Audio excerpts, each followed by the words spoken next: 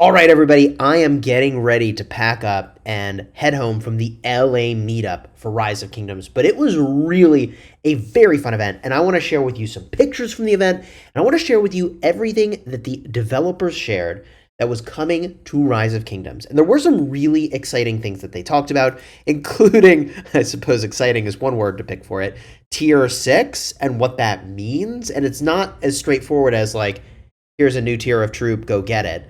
Things like how do you help returning players catch up, new players in the game catch up to the end game, and so on. So I'm going to go from top to bottom, everything that they shared. Use the timestamps to jump to what you want. A huge thank you to the makers of Rise of Kingdoms for sponsoring this video and for bringing me to the meetup. I really appreciate having the opportunity to attend this event. Thank you. And let's start with the graphics update. They shared some pictures of remastered commander illustrations. I'm going to be honest, I was standing kind of close to the front and I couldn't even really tell the difference. I'm going to see if I can get some high resolution pictures of what the remastered commander illustrations will look like, but I think the goal is to make them maybe just a little more 3D. They're starting with the early generation of commanders and are going to slowly roll out updates for more commanders. And like personally, I don't know, there's bigger things that I care about. They also have remastered the graphics for Ark of Osiris. Again, I'm going to try to get the high resolution versions of these rather than like the picture I have captured from my video that I recorded of this little talk that they did. But the remastered graphics for Ark actually look really cool. It's, of course, the Rise of Kingdoms remaster, which puts it, I think, much more in the realm of like sort of Call of Dragons like graphics, and they look great. But here's where things got spicy, the future of the game. New civilization. When is it? It's coming the end of this year or early 2025.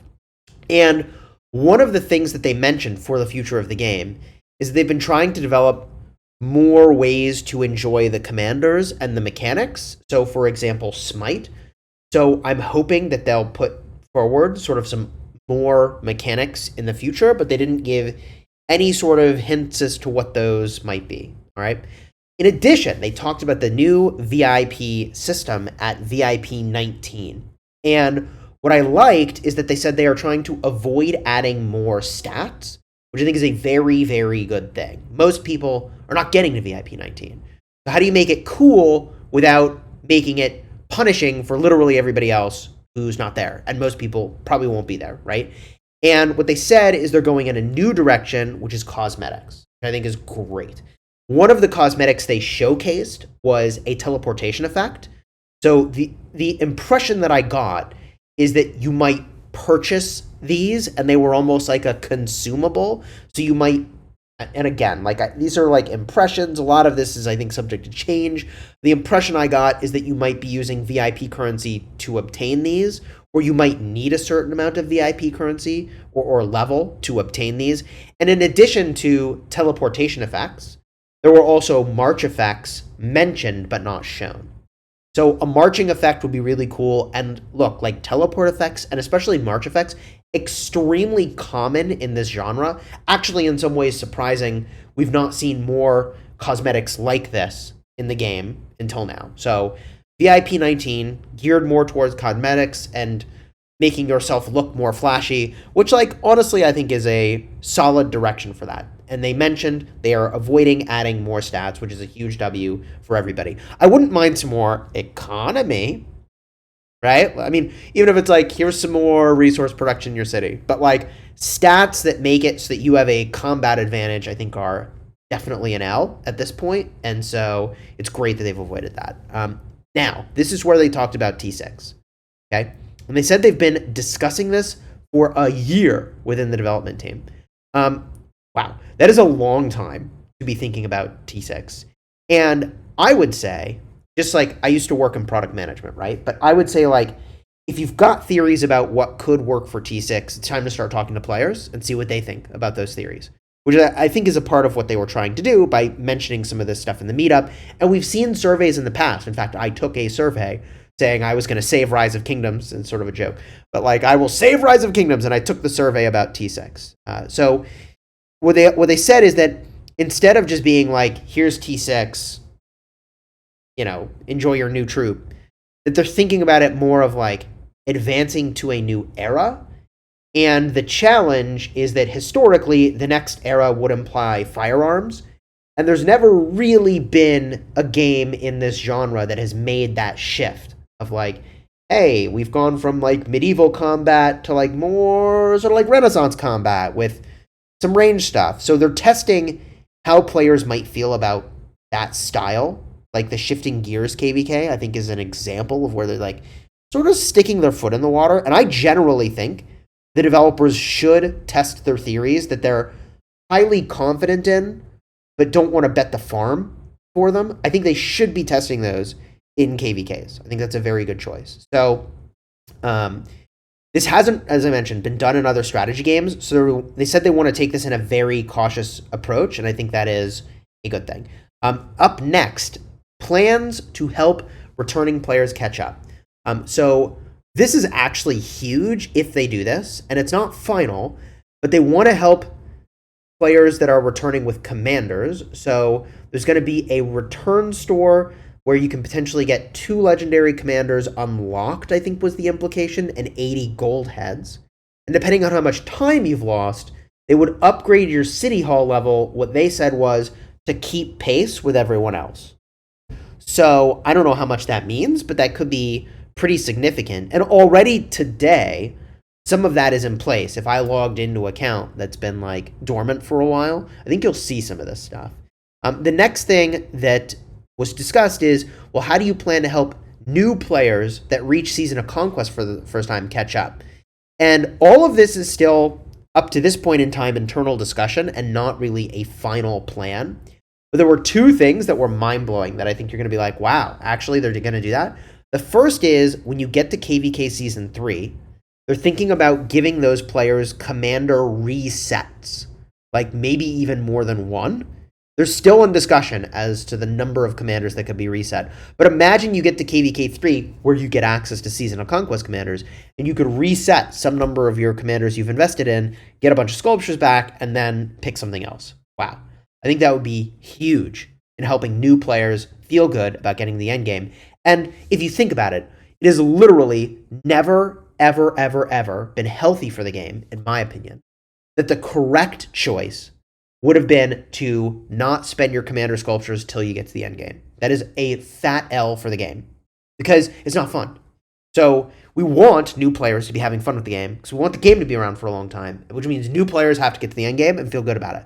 So I think resetting commanders rather than hoarding like a lunatic, which is my general strategy in life apparently, at least in Rise of Kingdoms, it's been my strategy, it would seem, and also Call of Dragons, and basically any game like this. But point I'm making is commander resets, I think, are a huge W.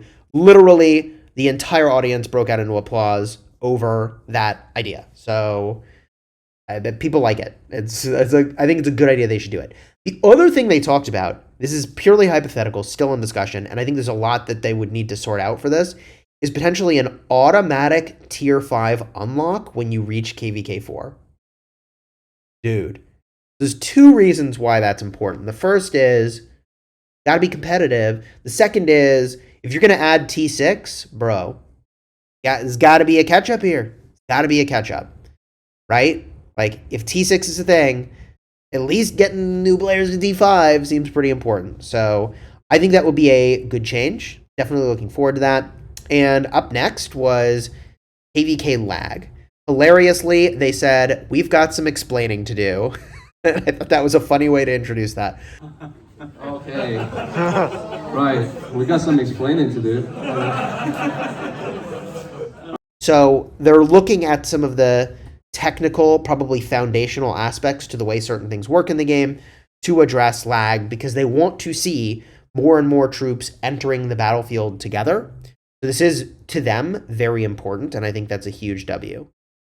They seem to imply maybe in the next 3 months or so is when we might start to see some of those improvements. But I'm going to be honest, like KvK Lag has been getting better and better and better, right? And it's reaching a point where now the question is, how can I properly control my marches in a detailed, intentional way while having all those enemies on the screen at the same time? And like that's where I think, they've started to make some improvements with the new strategic view, aka dot mode, but I think there's more to do there. And I gave some feedback for that. And they said, what can you do about kingdoms that queue for KvK but don't actually play the KvK? In other words, they take a farming KvK. And that's so interesting. And they basically said, like, well, like we try to look at the back end data for matchmaking, but like you really can't tell if a kingdom is going to take a farm KvK from the data per se. They generally expect that if you're queuing for KvK, you plan to play it. And if you're not going to play the KvK, you should be skipping. And that's like literally the point of the skip function. So I think that this is a hard problem to solve. And obviously, like I've gotten wrecked on multiple occasions from kingdoms that can't or won't fight in KvK. It's a bad experience for everybody. Don't queue for KvK. Do the literal whole game environment a favor and don't queue for KvK if you're not going to play it. That's like my perspective on that one. In addition, they are looking at making a smaller Ark of Osiris game mode. And that smallness comes in the form of player count, map size, and the time commitment. It's a 15 versus 15. And they're thinking the first versions may show up in September. They're super eager for feedback. I think that is great. It would be really fun if there was a thing like Ark that was a bit more like go with the flowy, you know, rather than like plan for 500,000 years and study the plan for 500,000 years and then execute the plan that like 30 people have studied for 500,000 years together. Like it's just like so much time commitment to play Ark at the highest tiers, and I get that it's like really cool that that can be a thing, and at the same time, like what if there was something that we could just like play and enjoy casually, right? And like technically you can do that with Ark, but like not really, because you're going to get paired with people based on your power, and the higher your power or matchmaking is, like the more the expectation is that you're gonna plan. So anyways, I'm eager for this. I think it'll be cool. I also think smaller stuff could be cool as well, but you know, we saw with Champions of Olympia that I think that's kind of like okay, but not. I don't think it's been the thing that I think it was intended to be in terms of its popularity. All right, so next thing they talked about is, will you add different play styles? For example, we've got ranged combat, and they referenced the internal testing they did for Shifting Gears KvK, which has ranged combat. And they mentioned that ranged combat marches look menacing, true, and statistically, the results of ranged combat are very menacing, which is true. If you saw my live stream where I got to test the Shifting Gears KvK, which I think is a very fun KvK format. I mean, look, I like Call of Dragons, which has ranged combat that is seamless. Like, you have units that can just attack with a range, which is really cool. I would almost certainly make some ranged unit marches if they put them in the game and there was no setup time and teardown time like we have today for the way siege marches work. So they're exploring things other than ranged combat as well. They mentioned the possibility of terrain, but they gave the impression that it's incredibly difficult to execute, which I think is obviously true. Elevations are like a huge change to the way that like the game functions, as an example. So I got the impression that it's not likely to happen potentially at all. Certainly not anytime soon, but they're looking at how can we differentiate combat. And like, just to give an example of what could be a thing that, you know, isn't in this game is like in Call of Dragons, we have flying units, right? Like pretty straightforward. A flying unit is like very different way of operating. So ranged combat, very different way of operating. So they're looking at what are those different play styles that they could potentially create, all right? Next thing they talk about is the new version of the remastered graphics. They've got a new version going in for testing soon. They mentioned that players felt like the graphics were too green. I don't know, man.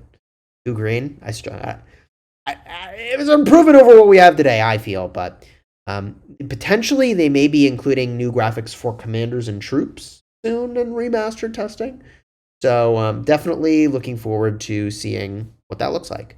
Up next, they mentioned that if we will see more collaborations, like the Ninja Gaiden collaboration.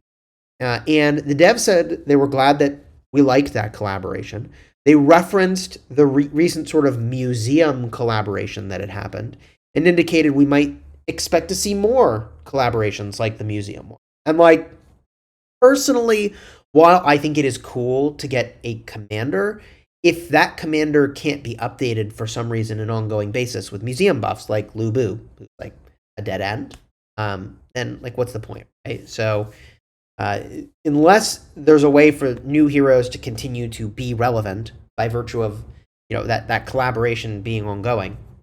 I don't think it's necessarily a great idea, but I would honestly love to see more game-related collaborations, and I thought the museum-related collaboration was good. They seem to imply maybe we'll get more museum collaborations, maybe not more game collaborations. That was my impression. They didn't outright say that, though.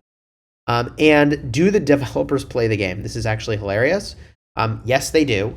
There are 200 developers working on Rise of Kingdoms, and just like you, they said, each likes different aspects of the game. Some like KvK, some like Osiris League, some like to farm, which I thought is hilarious. There's actually an internal chat that they have with, I guess, a more exclusive group of the developer players. And the number one complaint is actually inscriptions, which I find hilarious.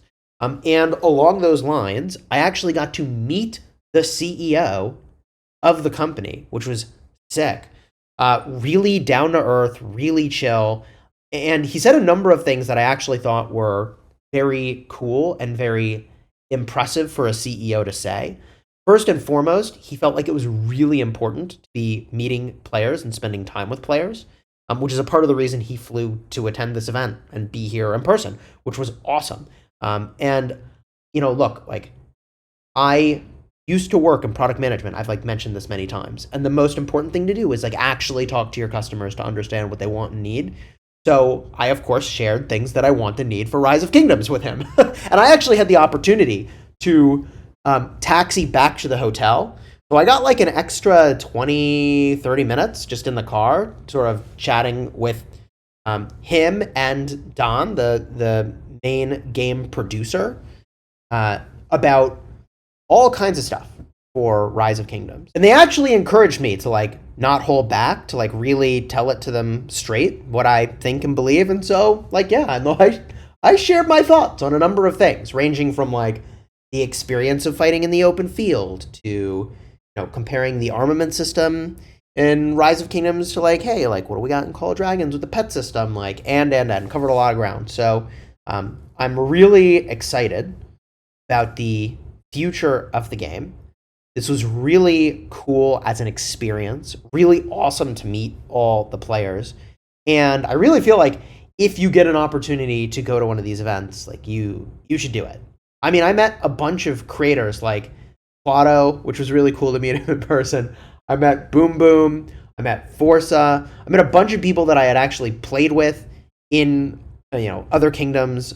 It was people I have played against, people I am about to play against. It was a really cool experience. If you have an opportunity to go to one of these meetups, I would highly recommend it. Unfortunately, I got to hit the road to make this flight and get home. But when I do, I'll share a bunch of the things that were given away at the event. I didn't win one of these, but there were full-size Artemisia body pillows, which I think is hilarious. I won a little statue thing and a corn doll. That's right, a corn doll. I'll unbox it when I get home. You'll see what I mean, all right? If you enjoyed the vid, throw a like on here, consider subscribing. If you want to see me talking more about this, I did that on stream yesterday while I was training troops. Part will be in the end screen somewhere over here in just a second.